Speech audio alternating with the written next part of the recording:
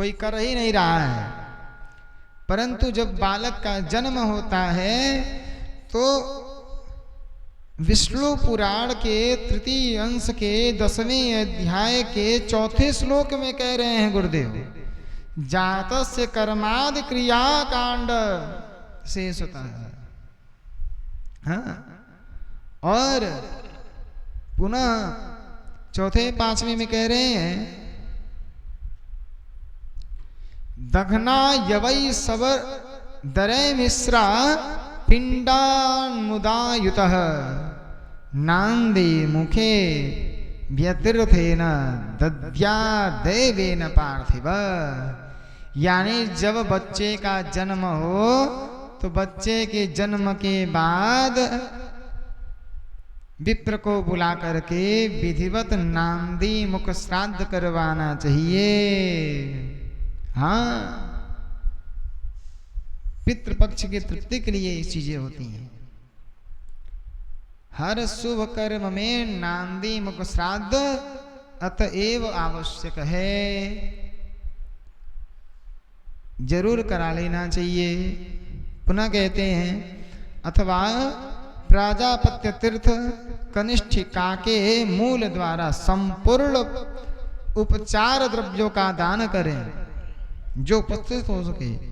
इसी प्रकार कन्या अथवा पुत्रों के विवाह आदि समस्त वृद्धि कालों में उस जीव को नांदी मुख श्राद्ध करना चाहिए। चाहे आप भूमि पूजन करा रहे हैं तो भूमि पूजन के मंगल कार्य में भी आपको नांदी मुख श्राद्ध करना चाहिए। क्यों?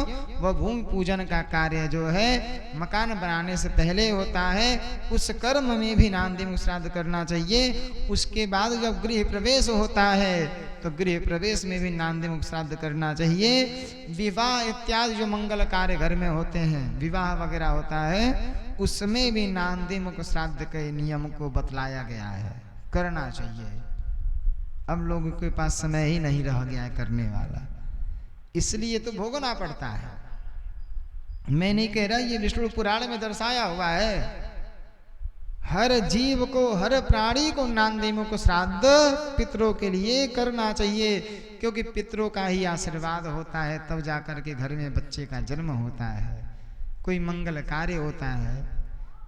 एक लोग ने कहा, भैया अगर गया हम बैठा दिए हैं पितरों को, अब तो नांदी मुख श्राद्ध करना नहीं है, पिंडदान देना नहीं है, जल देना नहीं है।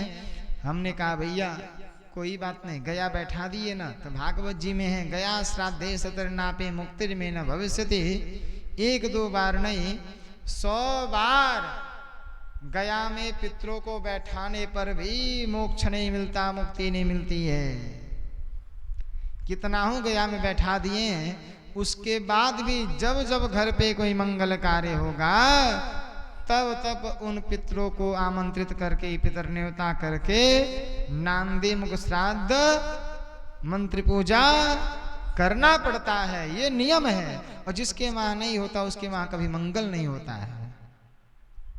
जो पितृ की सेवा भूल जाते हैं उसके वहां कोई मंगल कार्य नहीं होता है। ये विधाता का लेख है। और पुनः पुत्रोत्पत्ति के 10वें दिन, ये सबसे उत्तम विषय है।